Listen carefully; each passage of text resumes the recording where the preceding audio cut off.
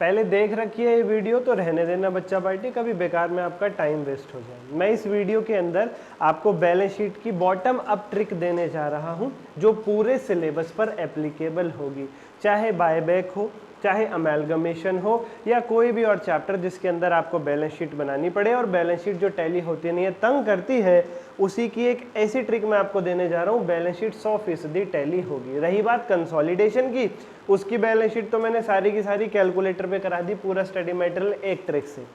उस वीडियो का लिंक आपको इस वीडियो के डिस्क्रिप्शन में मिल जाएगा, वो आप देख सकते हैं। 50 मिनट में पूरा कंसोलिडेशन स्टडी मेट एक सिंगल ट्रिक से। अब इस पीडीएफ के अंदर हम लोग आज जो आपके सामने फ्लैश है, ये बाकी चैप्टर्स की बैलेंस शीट बनाने के लिए रहेगी, जिसमें हम बॉटम अप ट्रिक का इस्तेमाल करेंगे। और क्या है बॉटम अप ट्रिक, मैं आपको अभी बताता हूँ, मुझे थोड़ा सा टाइम दीजिए। आइए बच्चा पार्टी, लेट स्टार्ट बिना किसी देरी के। ये लो सर जी, ये लो सर जी, बॉटम अप अप्रोच। इसमें क्या है, हमें ये स्टेप्स लगा करके चलने हैं। Step number 1, step number 2, step number 3, step number 4। और इसके अंदर हमें हेल्प लेनी है किस चीज़ की, इसके अंदर हमें हेल्प लेनी है जो क्वेश्चन में डाटा दे रखा है ऑलरेडी, उसकी। क्वेश्चन के डाटा का इस्तेमाल करना सीखो बच्चा पार्टी। क्वेश्चन के डाटा को अगर आप सीखोगे इस्तेमाल करना, तो आपको ना केवल किसी पर्टिकुलर चैप्टर में, पूरे पेपर को अटेम्प्ट करने में बहुत ज़्यादा मदद मिलेगी, बहुत ज़्यादा मदद मिलेगी। आइए सर, क्या है ये।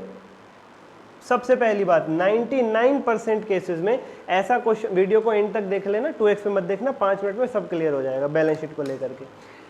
ऐसा 99% केस में ऐसा ही क्वेश्चन आता है जिसमें बैलेंस शीट गिवन होती है और आपसे कोई नई बैलेंस शीट मांगी जाती है। जैसे अमेलगमेशन के केस में पुरानी कंपनी की दे रखी होगी, बाद वाली मांग लेंगे आपसे। बायबैक के केस में एक बैलेंस शीट दे रखी होती है, नंबर ऑफ शेयर्स वगैरह उसमें लिखे होते हैं, बायबैक के बाद वाली आपसे मांग लेते हैं। इंटरनल रिको में पुरानी दे रखी होती है, एडजस्टमेंट्स के बाद वाली मांग लेते हैं, है ना। तो क्या होता है, क्वेश्चन में 99% केस में बैलेंस शीट गिवन होती है और हम यही बात का फायदा उठाते हैं। जो पूरा फॉर्मेट है वो हम कॉपी पेस्ट कर लेते हैं क्वेश्चन की ही बैलेंस शीट से। जो याद नहीं होता, जो तंग करता है आपको, मैंने कंसोलिडेशन में भी कॉपी पेस्ट करना सिखाया था आपको। यस सर जी, यस सर जी, यस सर जी। तो दूसरा स्टेप फिर हमारा लगेगा, नीचे से शुरुआत करनी है, स्टार्ट फ्रॉम लास्ट आइटम। आप लोग क्या करते हो, सबसे पहले शेयर कैपिटल का, फिर उसके बाद रिजर्व सरप्लस का, इनका वर्किंग नोट बनाना शुरू कर देते हो, ऊपर से नोट्स टू अकाउंट्स। और ये ही सबसे ज्यादा तंग करते हैं हमें, इनके नोट्स टू अकाउंट्स बनाना ही थोड़ा सा भारी होता है, शुरू में मूड ऑफ हो जाता है। सबसे ज्यादा डर बैलेंस शीट से क्यों लगता है, नंबर 1 फॉर्मेट याद नहीं होता, वो पेस्ट करवा दिया आपको कॉपी पेस्ट क्वेश्चन से, ठीक है।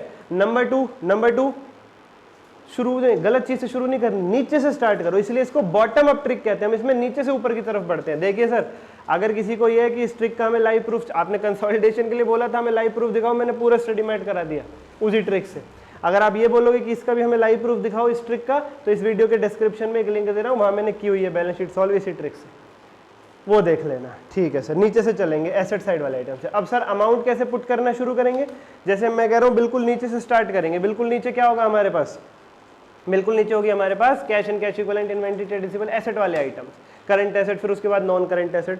तो बैलेंस शीट में एसेट साइड वाले कोई भी आइटम का अमाउंट कैसे निकलेगा, आपके सॉल्यूशन वाली बैलेंस शीट में कह रहा हूं सर। उस आइटम का ओपनिंग अमाउंट उठाओ जो क्वेश्चन की बैलेंस शीट में दे रखा था, वो उसमें जहां जहां तुमने उस आइटम को जनरल एंट्री में डेबिट किया है उतना अमाउंट प्लस कर दो, जहां जहां क्रेडिट किया है उतना अमाउंट माइनस कर दो, उतना अमाउंट माइनस कर दो, और जो अमाउंट आए वो फिर लिख दो फाइनली। ऐसे ही सर लायबिलिटी कैपिटल या रिजर्व वाला कोई भी आइटम, उसका ओपनिंग अमाउंट क्वेश्चन की बैलेंस शीट से उठाओ, जहां जहां उस आइटम को तुमने जनरल एंट्री में क्रेडिट किया है उतना अमाउंट प्लस कर दो, जहां जहां डेबिट किया है उतना अमाउंट माइनस कर दो। इसका भी फाइनल आंसर फिर निकल करके आ जाएगा। बहुत ही साधारण सी ट्रिक है, अगर जनरल एंट्री क्वेश्चन में मौजूद है तो बहुत ही साधारण सी ट्रिक है।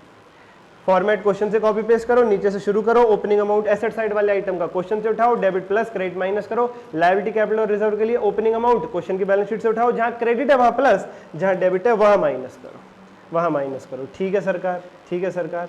अगली बात बच्चा पार्टी ध्यान रखना, नीचे से जब ऊपर की तरफ बढ़ रहे होगे, तो जब बिल्कुल ऊपर पहुंच चुके होगे तो ये रिजर्व सरप्लस और शेयर कैपिटल दिखेगा, उनमें फिर पहले शेयर कैपिटल को ही करना, रिजर्व सरप्लस बिल्कुल लास्ट में, रिजर्व सरप्लस बिल्कुल लास्ट में बच्चा पार्टी।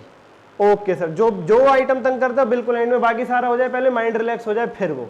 ठीक है सर। और बच्चों 2 की नोट भी लिखे हुए हैं, इनका भी बेहद ध्यान रख के आपको चलना है, इन 2 की नोट्स का भी बेहद ध्यान रख के आपको चलना है। पहला note, leave items which are set off in general entry. For example मैंने कंसोलिडेशन की बैलेंस शीट की ट्रिक में आपको बताया था, जिसका लिंक इस वीडियो के डिस्क्रिप्शन में मिल जाएगा, कि क्वेश्चन की बैलेंस शीट में नॉन करंट इन्वेस्टमेंट दे रखी होती है, होल्डिंग जो सब्सिडी में इन्वेस्टमेंट कर रखी है उसे छोड़ दिया करो, आंसर की बैलेंस शीट में उसे मत लिखा करो, क्यों? वो सेट ऑफ हो जाती है।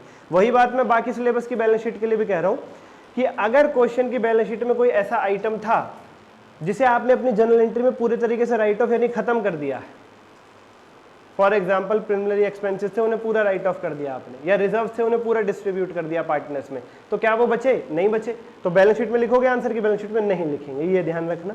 और दूसरी बात क्या ध्यान रखनी है, इसी के जस्ट ऑपोजिट, अगर कोई आइटम खत्म हो गया उसे छोड़ दो। अगर कोई आइटम क्वेश्चन की बैलेंस शीट में था नहीं, जर्नल एंट्री में पैदा हुआ है, तो वो नई बैलेंस शीट में लेना ना भूले, वो नई बैलेंस शीट में लेना ना भूले। जैसे कि बायबैक में होता है कैपिटल रिडेम्पशन रिजर्व, क्वेश्चन की बैलेंस शीट में कभी नहीं होता, लेकिन जनरल एंट्रीज में पैदा होता है, तुम बनाते हो कैपिटल रिडेम्पशन रिजर्व आउटसाइडर के इंटरेस्ट को सिक्योर करने के लिए, वो आपके आंसर की बैलेंस शीट में रिजर्व सरप्लस के नोट्स टू अकाउंट्स में आएगा, ना भूलें उसे लेना वहां पर। ठीक है सर, तो जो आइटम खत्म हो गया उसे छोड़ना ना भूलें, जो नया जनरल एंट्री में पैदा हुआ है क्वेश्चन की बैलेंस शीट में था नहीं, उसे लेना ना भूलें। अभी के लिए इतना ही, कमेंट करके बताओ और कौन सी वीडियो बनाओ, सब्सक्राइब करके बेल आइकन दबा दो बच्चा पार्टी। क्यों? बहुत जल्द MCQs आ रहे एक्सपेक्टेड वाले। ठीक है सर जी।